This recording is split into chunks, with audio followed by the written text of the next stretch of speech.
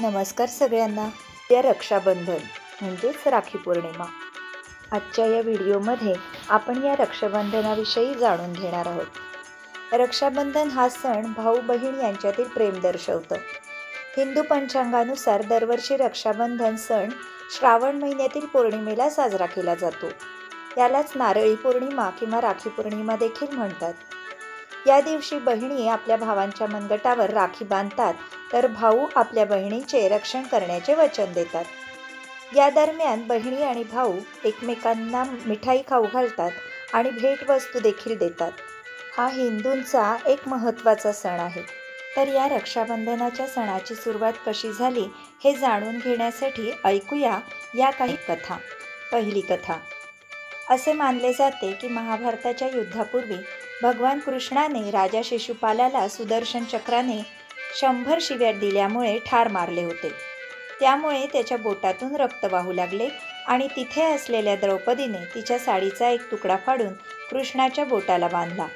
त्यानंतर भगवान श्रीकृष्णांनी द्रौपदीला प्रत्येक संकटातून वाचवण्याचे वचन दिले. तेव्हापासून रक्षाबंधनाच्या दिवशी भावाच्या मनगटावर राखी बांधली जाते. दुसरी प्रचलित कथा. एका कथेनुसार महाभारताच्या युद्धाच्या वेळी जेव्हा युधिष्ठिराने भगवान श्रीकृष्णाला विचारले की मी सर्व संकटांवर मात करू शकतो का, तेव्हा श्रीकृष्णाने त्यांना आणि त्यांच्या सैन्याला राखीचा सण साजरा करण्याचा सल्ला दिला. तिसरी लोकप्रिय कथा. चित्तोडची राणी कर्णावतीने सम्राट हुमायूनला पत्र पाठवून गुजरातच्या सुलतान बहादूर शहाच्या आक्रमणापासून तिच्या राज्याचे आणि स्वतःचे रक्षण करण्याची विनंती केली होती. हुमायूनने राखी स्वीकारली आणि राणी कर्णावतीच्या रक्षणासाठी चित्तोडला रवाना झाला. मात्र हुमायून येण्यापूर्वीच राणी कर्णावतीने आत्महत्या केली. चौथी लोकप्रिय धार्मिक कथा आहे बळीराजाची. धार्मिक मान्यतेनुसार एकदा बळीराजाने अश्वमेध यज्ञ केला होता.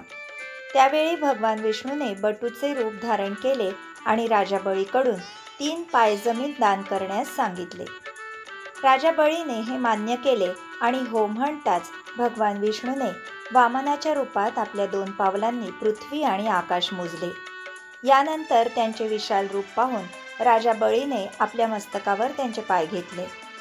तेव्हा देवाकडे वरदान मागितले की जेव्हा जेव्हा मी देव बघेन तेव्हा तुझे दर्शन व्हावे. मला प्रत्येक क्षणी तुला पाहायचे आहे. देवाने त्याला वरदान दिले आणि त्याच्यासोबत राहू लागले. त्यानंतर माता लक्ष्मी नाराज झाली आणि त्यांनी सर्व प्रकार नारद मुनींना सांगितला. नारदजी म्हणाले की तुम्ही बळीराजाला आपला भाऊ करून भगवान विष्णूबद्दल विचारावे.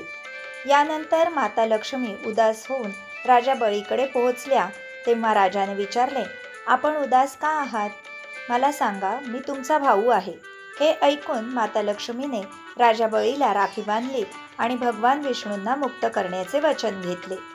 तेव्हापासून रक्षाबंधनाचा सण साजरा केला जात आहे.